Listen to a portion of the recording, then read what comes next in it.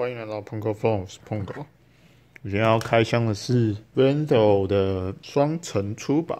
那我挑的这款是997，然后这个把手是英国制造。那可以看到说明书这边有介绍说，这个把手是双层出把。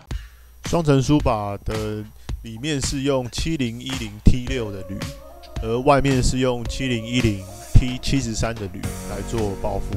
那这两种材料呢，都是经过不同的热处理方式，所以它在做抗撕裂跟抗弯曲效果是非常好的。那它在外层管和内层管中间还增加了尼龙填充物，该填充物可以让内管变得更薄，进而减少重量，并且可以增加一点韧性，让它不易弯曲。简单来说，就是7010的铝比较 Q， 比较软，就算摔到的时候，它也不会突然就断掉。简单来说就是耐操。然后还有送贴纸，我觉得蛮不错的。好，那我这边还是先测量一下重量。Rento 出把的重量一共是1公斤整。那要安装这个出把呢 ，CRF300 还需要买转接座和握把套管。我这次会一起做更换。这里测量了一下握把的甜甜圈4公克，然后握把加高座332公克，再来是内管21。那这个油门管是双油门线的。接下来就是我选的握把套。待会要把原厂把手换掉。首先我要先把改装的护弓拆掉，外端使用内6角，然后里面这边这2个点拆开来就可以了。接着将把手中间连接处拆起来，这样护弓就可以拆下来了。接下来就是我会把原厂把手做个记号，然后待会把原厂把手拆掉，还有把这边拆掉，还有这边拆掉。接着拆掉离合器拉杆，要把这个离合器感应开关拔掉，它这个没有分正负极。接着我们来拆左边的方向灯开关，使用10字螺丝起子就可以把方向灯开关给打开。方向灯座拆开来可以看到这个凸点就是挡点，把它在这个原厂把手下面。那待会再想是要钻洞还是把这个直接磨掉。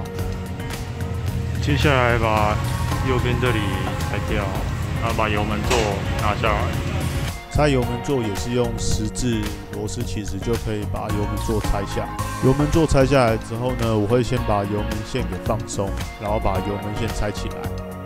这边使用新的油门内管，待会来装上新油门线。油门线装上去的样子像这样。好了之后呢，我们再用12号套筒把把手总支拆掉。我们把原厂把手拆掉的时候，这个是22的，所以要用转接座转成28的。那就是装这个 SETA 的转接座。SETA 座的安装方式可以参考说明书图2的地方，记得方向不要装错了。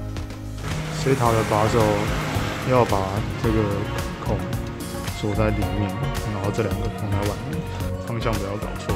那现在就可以把把手装上去。我这里比较了一下原厂把手和 Rento 出把的差别。那这边分享一下 Rento 出把有各种不同的尺寸，可以参考它的官网来选择你要的尺寸。像我这里选的就是 CRF 常用的997尺寸，如果是要 KTM 的话，可能要看别的尺寸。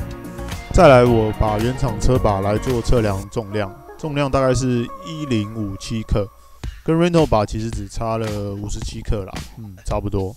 那 Rento 把的原厂说明书上面有特别注明，在锁 Rento 把的时候，扭力不能超过18 mm。还有一件事情就是 Rento 把不推荐在把手上面钻任何的洞，因为这样会影响它的耐用度。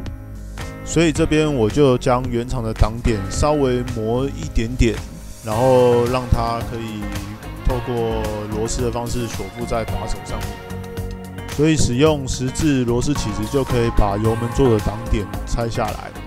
这张图可以看到，这个是挡点的地方，稍微用福len达磨一点点，磨成像我这个样子就可以了。这边我是故意没有把它全部磨掉，我保留了1mm的空间。这样子开关在转动的时候就比较不容易松掉。那方向灯开关这边的档点也是用十字螺丝起子就可以将它拆下来。这边的档点是长这个样子，接下来我们也是把它稍微磨平，差不多磨的也是剩下 1mm 就可以了。这边说明一下，如果不钻洞的好处呢，就是可以根据自己的手的位置来调整你的开关的方向。如果选择好你要固定的位置了之后呢，记得缠一些电火布，增加一点厚度，好让那个开关不会做转动，不然这样会影响行车安全。接着我们就在握把上面喷上酒精，并换上新的握把。那这个 Rental 握把就装好了。我个人实际上使用上觉得蛮好用的，摔了也蛮多次的，至今都没有做变形的动作。不过因为我没有钻洞啊，所以在跑林道的时候，有时候常常会跑位，必须要重新调整一下开关的位置，但是不至于会影响行车安全，所以还 OK 啦。那我的影片今天就到这里了哦。如果喜欢的话，帮我按赞、订阅、分享，并开启小铃铛。我是碰狗，我们下次再见，拜拜。